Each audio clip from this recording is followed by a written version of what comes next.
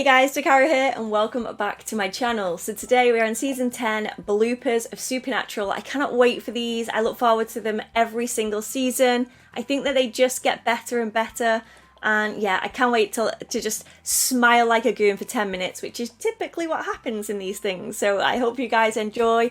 I will be discussing all of my thoughts on season 10 and just on Supernatural so far, really. Without further ado, let's get straight into it.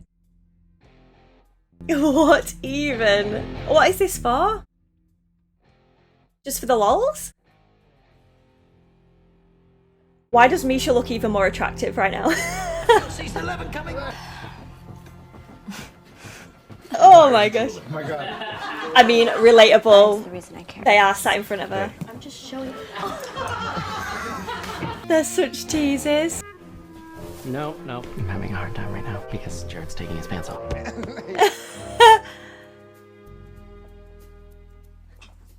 There's only one thing that can kill Kane. Those jumpers. Of course, Casa. Even if you win the fight, Of course, Casa's a cardigan. war. I know. We know. What camera? Dean, for some reason her breasts aren't burning. This isn't about little Dean. Thinking about it. Can I start that again? Don't think about little Dean. The rest of her seems to be charred. Too soon to laugh too hard at the whole Charlie thing, I'm sorry. I ask you a question. Triggered. Who's your prettiest friend? You. Astonishing work by an astonishing talent. Sorry. It's so astonishing. Why did you come after me with a hammer? You're Sam Winchester. I guess that makes me a monster, don't it? A monster donut. That is kind of funny. You want to give it the talk? That'd be me. Well, listen up, little. Oh, Here, take this. Is this Dean's mutton chop or is it his? It's from down south. Thanks, Cass. These guys, no! Something happened to your husband? Oh, guys, I freaking love these. So there we have it, another bloopers / gag reel down as well. I absolutely loved it. Yes, my cheeks hurt from smiling. That is a standard with these things. The more I see, the more I just love. And it's amazing to think that they're on, well, from here, they're on season 10. 10 whole seasons, and their friendship and love for each other is just so strong. And knowing obviously that there's 15 seasons and it's coming to a close, and the fact that these guys are still so close just blows my mind. And I'm so glad that that is reality for this family that they've created. It's just amazing. I really love it. I hope you guys enjoyed that reaction. Let's start my very long and rambly rant about season 10 and just my journey so far with this show. Where do I begin?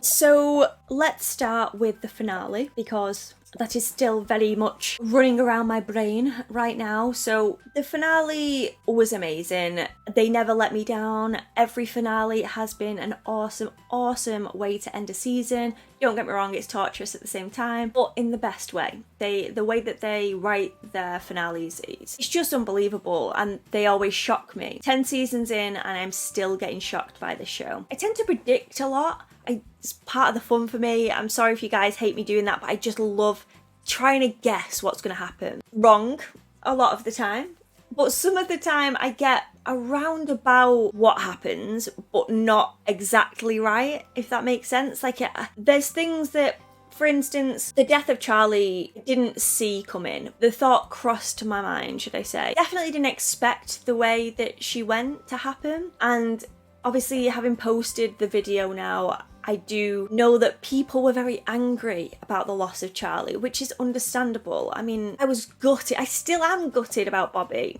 And Charlie was a very big part of the show. Yes, she wasn't in every single episode, don't get me wrong, but she was still a big part of the boy's life. And taking her away is brutal.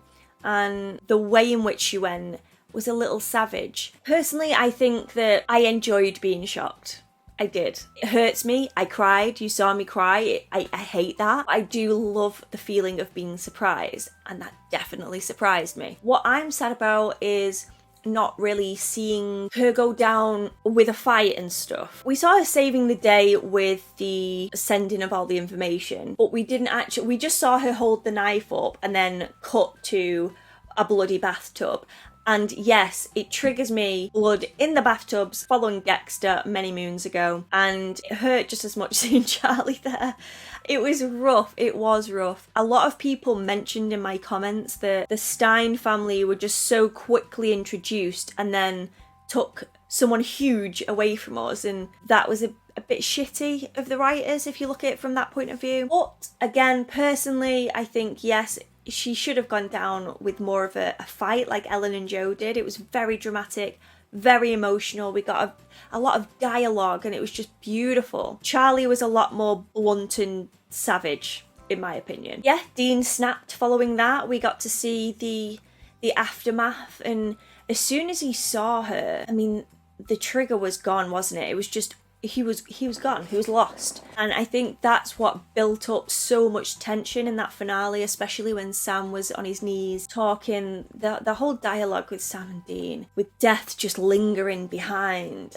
Oh gosh, it's so good. The writing is incredible. I know I keep saying it, but this show is unlike any other that I've watched. Don't get me wrong, I've loved many shows, I really have. There's something about these characters though that just resonates. It just lands a little differently. And I think that has a lot to do with the way that the characters are played. Jensen and Jared do an unbelievable job at that. And Cass as well. Can't forget Misha. To be fair, the cast in general, overall, I only think they've messed up a couple of times. But considering 15 seasons, and yes, I've only seen 10 of them, but the fact that there's only been a few little hiccups, I think they've done a phenomenal job at casting. And yeah, it just, that last scene just broke me, as you guys saw. Didn't really expect the whole turning the scythe on death. That was yikes. As you probably heard in my breakdown of the finale reaction, I have mixed feelings about that. I just think that Death didn't really deserve it. And I never thought that I would say that, because he is Death. But Supernatural has this way of making you connected to certain characters and see things from different point of views that you never thought you would see. And yeah, I was not really feeling that from Dean. Like, I'm going to summon you, ask you for something, and then kill you. I didn't really like it. But at the same time, I'm glad that Sam was safe. Dean didn't go ahead with what he thought he was going to do at that time. Let's not forget about Cass and his bloody eyes. As we saw in the Supernatural bloopers there, he is the prettiest friend. And he was obviously cursed by Rowena. But I have in my mind that it'll be fine because Cass is an angel, not a human. And when Rowena cast those curses on the humans, well, they won't be able to handle it. But surely Cass can, right? I hope so. I'm excited for season 11. I've heard good things about it. Obviously no details, but people like it, which is a good sign. I've heard 12 maybe drifts off a little bit, but I guess we'll wait and see. I like to make my own opinion up when I see it. So far with my journey, season 10 wise, I think that I'm a little confused about Sam's arc, I want to say. Because last season, I was very sort of conflicted with the way that Sam's mind was working and the way that, and some of the decisions that Dean was making. I was very conflicted about it. I appreciated that Dean was just willing to do anything to save Sam.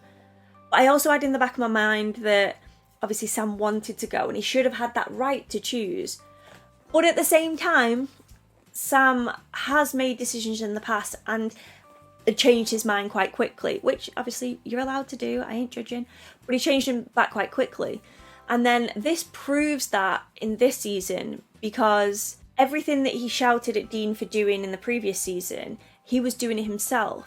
So I think that this season was really important and good for the brothers' relationship. I know it doesn't look like it right now because it's in a bit of a mess, but they've both been on the other end, like the other side of things. So now that Sam has been forced into it, he has proven that he has made that same decision that Dee made in the previous season. So I think once obviously the dust settles and everything is okay, surely they'll be the strongest that they've ever been in season 11. Surely. I'm just throwing it out there. I have no clue, but it would just make so much sense in the writing story arc, because Sam was angry at Dean because of X, Y, and Z, but then he was on the other end of it in the next season, and yeah, you surely that gives them a level head now, an understanding that they didn't have before, because now Dean has felt what it's like when Sam makes decisions for him, and he didn't like it. He was angry at it. So guys, come on now, you know that everything's not black and white anymore, that there's got to be a balance with these things. An agreement in season 11, please and thank you. Dunno. One thing I have sort of, I wouldn't say missed from this show, because they definitely have provided it in other ways, but the boys have never had a relationship, like a proper relationship. Yes, Dean had Lisa, I think that's the closest we've ever gotten, and because Sam's relationship with Ruby was questionable. Let's just say questionable. Whereas like Dean and Lisa was like a strong relationship. But because of the hunter lifestyle, etc., it just never worked. And I would like to see Dean and Sam have partners, but in the field. So either hunters or maybe even a supernatural being. I don't know. I mean, I'm open-minded about it, but I would like to see that being explored a little more, because it's a shame that they don't have that.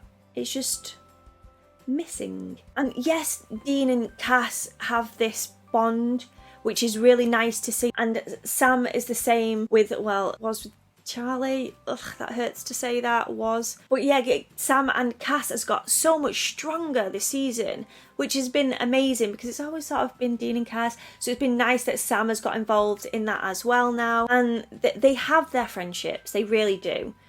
Crowley, for instance, as hairy as that is, he has been very helpful to them as well. I would like to see more of a relationship type of deal, as long as it's not human, because I feel like the human ones, there's just too much risk involved. They're too vulnerable, and they don't really wrap their heads around the hunter lifestyle. Whereas if they were a hunter themselves, they totally understand, they are trained, etc. And if they were supernatural, again, there's more comfort knowing that it's not as easy as like a snap of the neck and they're dead. Do you know? It's a tangent. I'm going on a tangent. Let's draw myself back in. Okay, what other things happened in season 10, Dakara? I'm going to say Mark of Cain was the big bad of this season, because I refuse, like Sam, I absolutely refuse to think that anything of Dean is evil. So we'll just say the Mark of Cain was the big bad, nothing to do with Dean. And it was a powerful big bad. It really was. Mainly because it's so connected to our main characters, Dean and Sam. And I think that it played a very big role in, again, the brothers' relationship as well. Plus, I just love Cain. I think that Cain was an amazing actor. I think that he played the part so damn well. And we only saw him a few times, but his presence lingered along with the Mark. It was just really well done, really well acted, well written, etc. I cannot speak highly enough of Cain. And again, like the story behind it. So basically, in the very finale, Death says that when the Mark was created, a darkness was around. I'm sure he called it just the darkness. And the Mark was sort of capturing that and withholding it like a lock and a key. Yeah, he said lock and a key, didn't he? So that's unleashed now. We saw the smoke just bellow out of the ground from all areas and just engulf the boys. Hated that. But it makes me wonder what's to come. So like, my first instinct was Death is dead now. So who is gonna man that role? That is a huge role, and Death is just no longer around. Like, surely chaos is going to happen now. What are the Reapers going to do? Is there going to be a pecking order for the next in line to play Death? Are Reapers going to be lining up ready, like, me, please pick me to be the King of Death? The King of Death. Oh. And is Crowley going to have to step up now, being the King of Hell? What's going to happen to all of these souls now? Is the world balance going to be so messed up now that the world is going to be overrun with people and dark souls as well as light souls. What's going to happen with heaven? Everything is up in the air along with that darkness, whatever the darkness is. But apparently it's terrifying, and they needed Lucifer and to lock this darkness in. I just don't know. I do not know. Maybe this darkness is all of the evil from prior to like purgatory and things like that, maybe? Is purgatory even involved in it? Is it a totally separate thing? I have no idea. Please no spoilers, guys. Please, please, please no spoilers. I love just throwing random suggestions out there to the void and seeing if any of them are even close to being accurate. Probably not. 9 times out of 10, it's a no. But I do enjoy it. Well, they're my thoughts anyway regarding the whole darkness and what's going to come in season 11. So I'm thinking that the boys, yes, will be closer. Again, just a prediction. Closer over all of this. Rowena is probably going to cause so much chaos as well because she has the book and she can read it. Like, that's scary, powerful. She may even be able to finish Crowley with this as well. I don't know. Yeah, so many possibilities are ahead and I cannot wait to find out more. I really can. If I was to go back now to season 1 of Supernatural, I feel like I just wouldn't even recognize the characters because it's been that intense that they've just changed so much. They've grown so much as characters as well, and it's been great to witness that and go along with that story. It feels as though Kaz has been there from the get-go. Obviously he hasn't. And as well, Crowley, it feels like he's been there all along. And he totally hasn't. It reminds me of like Michonne, because Michonne wasn't from the get-go, but it feels as though she was because she's such a huge part of the show. And Kaz and Crowley, exactly the same. And obviously we have new characters. I'm wondering if we'll get more new characters now. Obviously we've lost Charlie, so it'd be good if that role could be sort of filled in a new form. Yeah. I'm excited to see where it goes though, I really am. I hope you guys enjoyed this like rambly chat. I'm sure there's so much more that I need to discuss. But you know, leave me comments, I'm happy to read them and I'll reply whenever I can. And yeah, thank you so much for watching and enjoying this journey with me. And hopefully I'll see you for season 11. Please and thank you. If you like this video, please give it a cheeky thumbs up and subscribe, you know, if you want to. But there's no pressure here. I have a second channel, which I'm in the midst of trying to plan and get the ball rolling on that. But if that's something that you're interested in, check that out. I'll have Pokemon related content over on there, gaming and live streams if that's something that you're interested in. I also have a Patreon. Links to that will be in the description below. I have extended videos, early uploads and exclusive content over on there. And yeah, I hope to see you all again soon for the next one. Thank you so much for watching, guys. Bye.